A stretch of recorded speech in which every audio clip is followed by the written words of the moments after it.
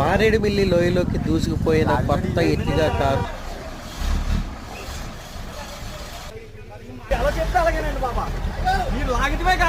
అదే బండి పైకి రావాలి, అదే అట్లా ఆగపట్టదన్న. బండి రాయికి తగిలేద్ది, రాయికి వచ్చేద్ది. వచ్చేసింది.